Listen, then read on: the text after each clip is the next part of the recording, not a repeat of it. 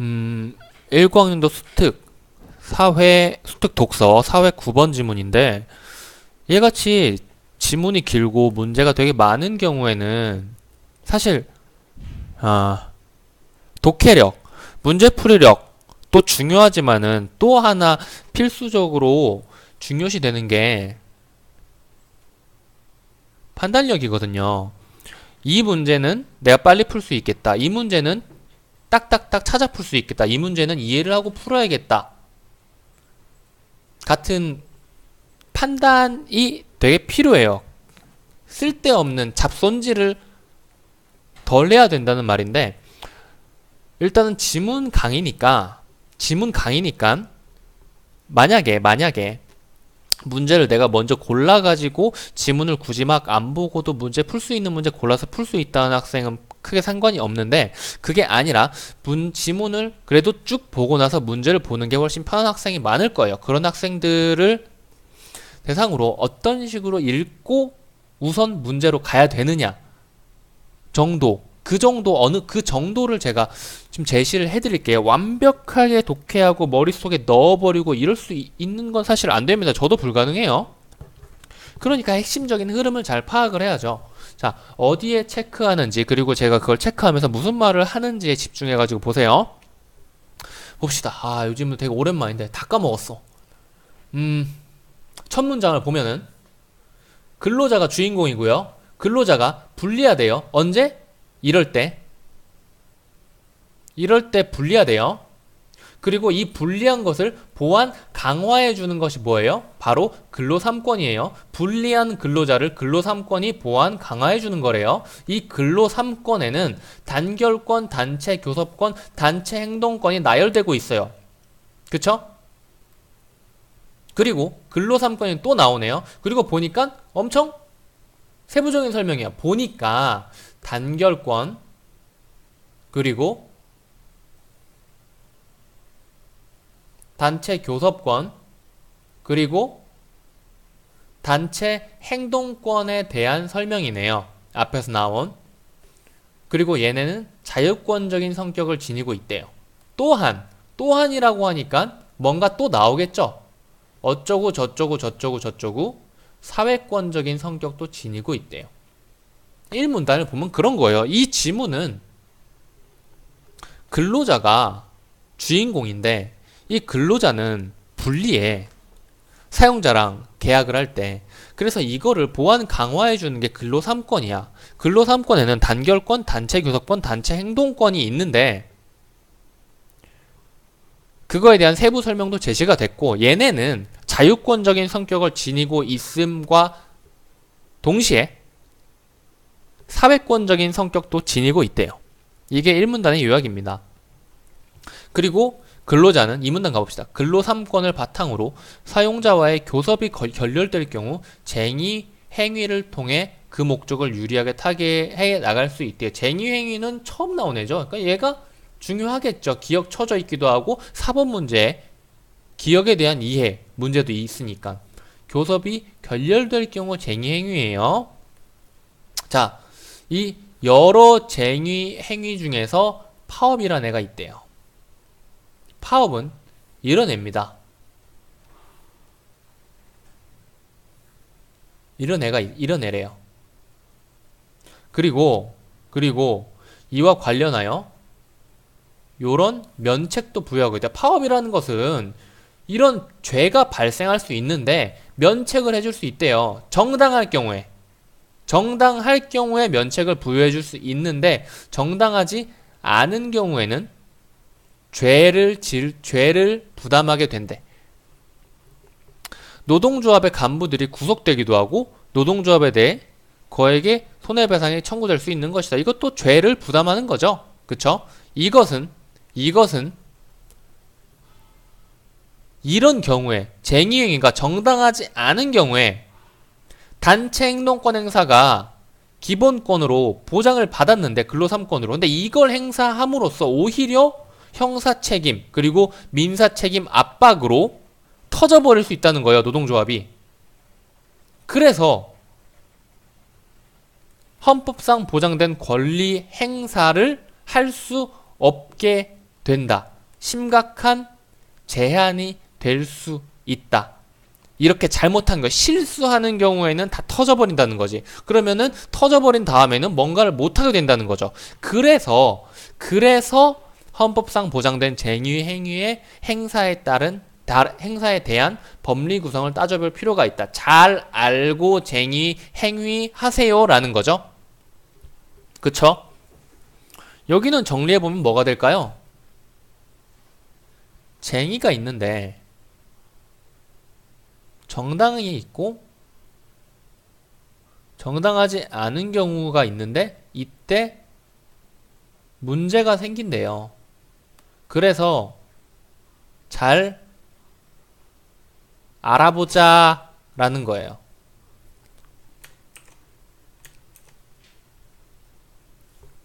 그럼 당연히 쟁의 행위의 행사에 대한 법리 구성을 따져봐야겠죠. 그리고 여기서 나오겠죠. 쟁의 행위의 정당성은 일반적으로 주체, 목적, 방법, 시기 및 절차에 따라 판단된다. 5개가 나열이 됐네요. 즉 근로자 단체가 임금이나 뭐 이런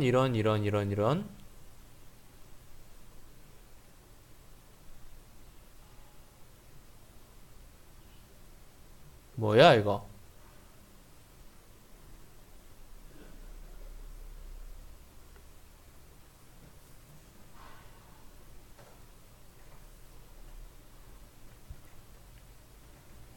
여기 부분이 정당성을 판단하는 뭐 기준을 제시해 준 거겠네요. 그러니까 근로 조건을 유지 내지 개선할 목적으로, 그리고 주장에 불일치가 있는 경우 자주적인 해결을 하기 위해서 노력을 기울였는지, 그리고 일정한 절차를 거친 것인지 등의 조건에 따라서 이런 행위를 했다면 정당하다는 말이겠죠. 그런데 정당한 쟁의 행위의 민형사상 면책에 관한 법리 뭐죠? 법률의 원리 구성에 대해서는 위법성 조각설과 구성요건 해당성 조각설로 입장이 나뉘고 있대요. 위법성 조각설은 뭐죠? 쟁의 행위가 발음이 왜 이렇게 힘드냐? 쟁의 행위가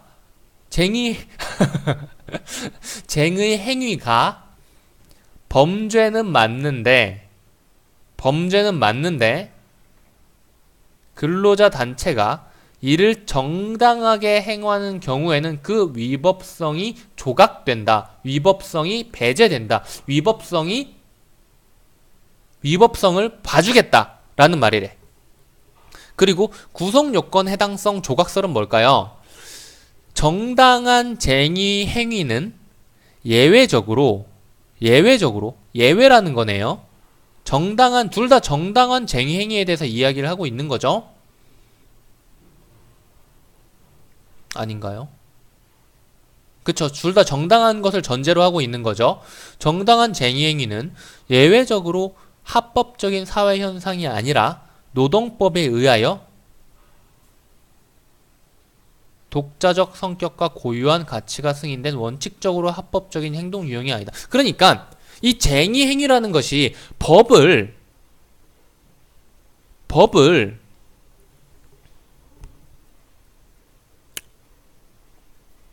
어기고 말고 범죄에 해당한 것은 맞고, 그러니까 두 개가 좀 입장이 다르죠. 범죄에 해당하는 것은 맞지만 정당하게 했을 경우에 봐준다라는 말이 있지만은 이 구성요건 해당성 조각설은 좀 더 친절하죠. 좀 더 친근하게 이야기를 하고 있죠. 이 쟁의행위가 정당할 경우에는 이 정당한 쟁의행위는 범죄가 아니라는 거예요. 합법적이라는 거예요. 그러니까 둘 중에 뭐가 더 친근한 거예요? 쟁의행위에게? 구성요건 해당성 조각설이 더 친절한 거죠. 그쵸? 자, 그리고 쟁의행위에 대한 종래 대법원 판례의 태도는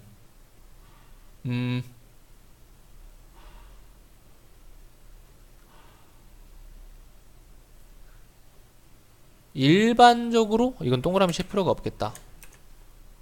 판례 같은 경우에 판례가 기존에 있었던 그런 판결이에요. 판결의 예시 뭐 이렇다고 생각하시면 됩니다. 일반적으로 위법한데요. 이건 뭐야? 위법성 조각설에 맞는 거죠? 일반적으로 위법한데요. 노동법상의 정당성을 갖춘 경우 위법성이 조각이 된대요. 따라서 법에 따른 정당한 쟁의행위로서 위법성이 조각되는 경우가 아니면은 다중의 위력이 뭐야? 사람의 자유의사를 제압 혼란케 할 만한 일체의 힘. 조각은 여기 있구나. 자, 다중의 위력으로 타인의 업무를 방해하는 행위에 해당하여 업무 방해죄가 된다는 것이다. 이게 뭔 말이에요? 종래의 대법원 판례의 태도는 뭐예요? 위법성 조각설에 해당하는 거죠. 그쵸? 정당한 쟁의 행위로서 위법성이 조각되는 경우는 위법성 조각설을 인정해. 근데 위법성 조각설이 하는 말이 뭐예요? 범죄에 해당하는 것이 기본적인 전제니까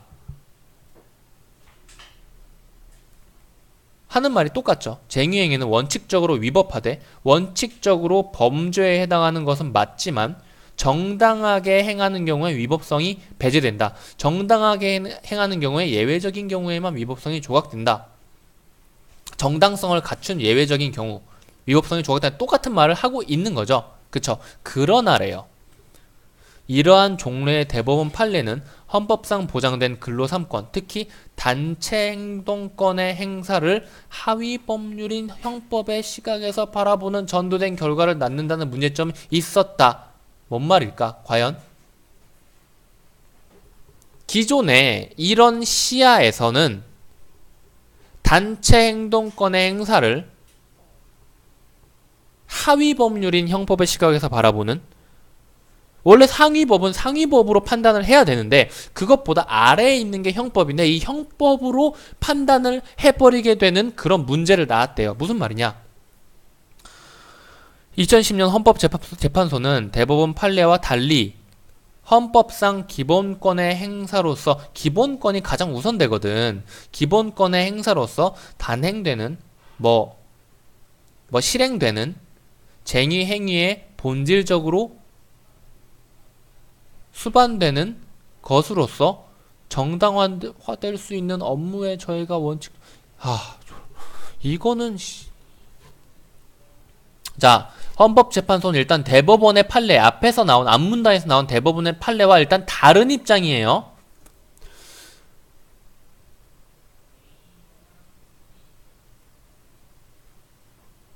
좀 읽어보자. 이거는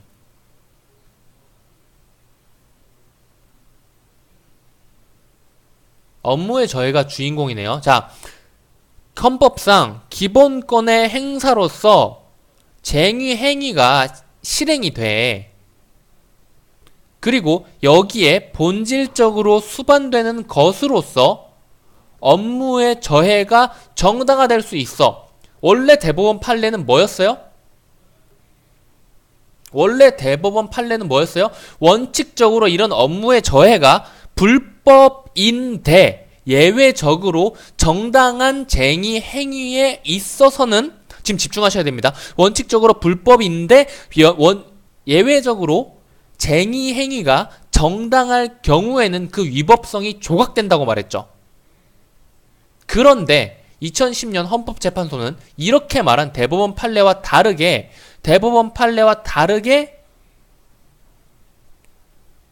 원칙적으로 불법한 것이 아니래요.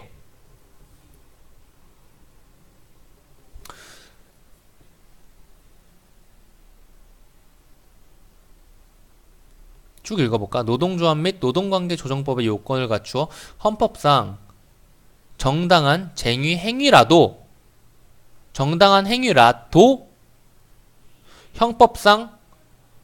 헌법이 더 위법입니다. 헌법상 정당한 쟁의 행위라도 형법상 업무 방해죄의 구성 요건에 해당하되, 다만 위법성이 조각될 뿐이라는 법리로 쟁의 행위의 정당성을 해석해서는 까지가 기존의 종래의 대법원의 판단이죠.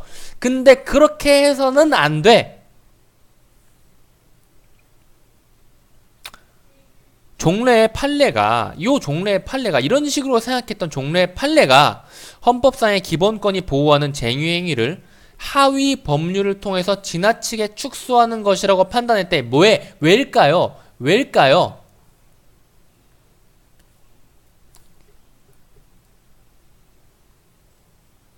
여태까지, 뒤에 안 읽고 여태까지 읽은 것을 바탕으로 생각을 해보면은,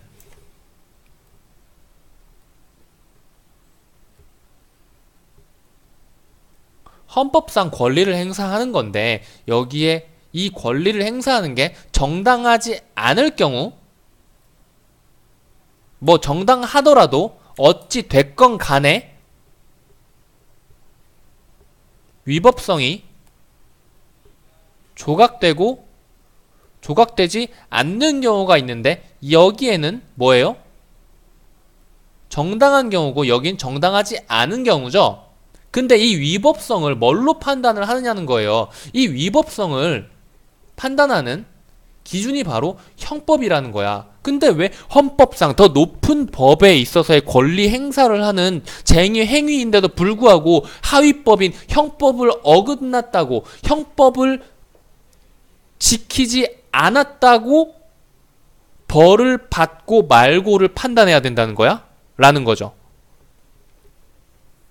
즉, 헌법이 보장하는 단체 행동권의 행사로서 정당한 집단적 노무 제공 거부 행위는 업무 방해에 해당하지 않는다.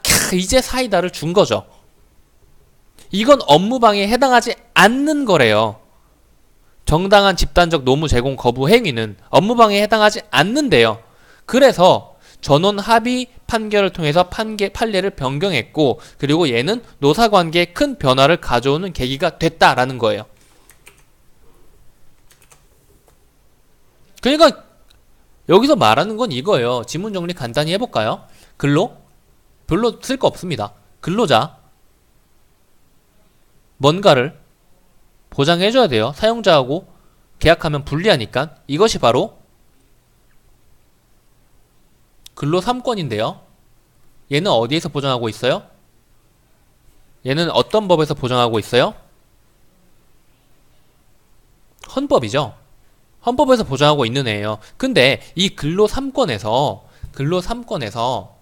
쟁의 행위를 통해서 그 목적을 유리하게 타개해 나갈 수 있어요. 이건 뭐예요? 교섭이 결렬될 경우죠. 교섭이 결렬될 경우 쟁의 행위를 하는 거니까 사용자한테 무슨 손해를 줄 수밖에 없겠지. 사용자하고 교섭했는데 사용자 그거 너무 니들 요구하는 월급 인상이 너무 높아. 그럼 우리 일 안 해. 그럼 사용자는 일을 하고 공장이 가동되고 회사가 가동돼야 사용자는 돈을 버는데, 그 사람들이 일을 안 하는 시간 전부가 사용자가 얻는 손해일 거잖아요. 그러면 헌법에서 보장되는 근로 3권에서 나온 쟁의 행위라는 게 있는데, 얘를 판례를 보니까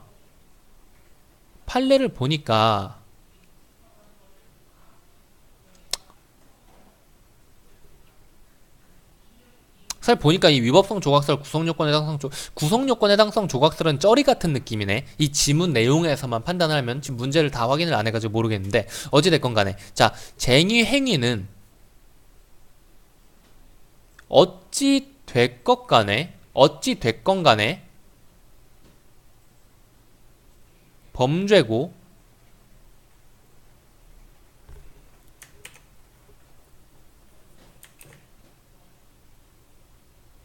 범죄래요. 근데 얘를 형법으로 판단을 해. 형법으로 판단을 하는데,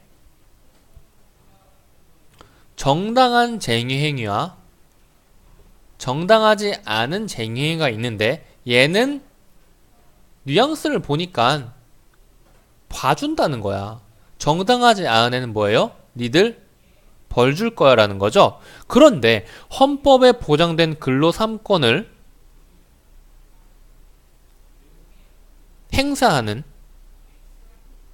쟁의 행위가 형법으로 판단되어야 하는가? 헌법에서의 기본권을 보장하려는 행위가 형법을 어긋나고 말고를 판단할 수 있는가? 우리는 그것을 다시 생각해 보자.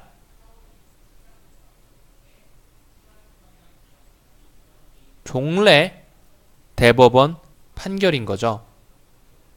그리고 얘가 너무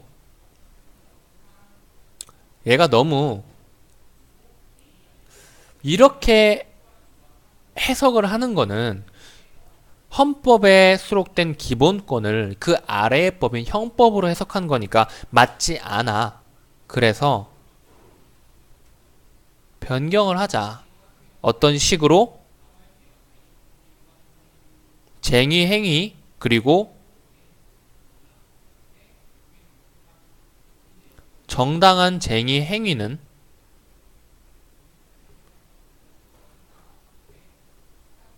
업무 방해가 아니다라는 말은 뭐예요?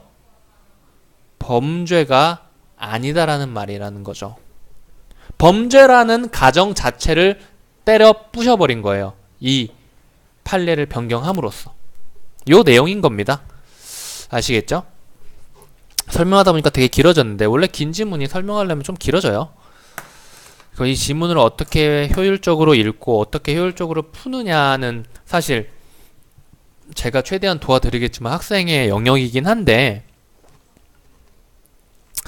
요런 법 지문 같은 경우에는 가급적이면 그래도 꼼꼼하게 읽고 풀어주는 게 더 좋지 싶네요. 잘 이해가 안 갈 경우에. 익숙하다면은 조금 빨리 읽고 조금 빨리 풀어도 문제 자체는 그렇게 어렵지 않으니까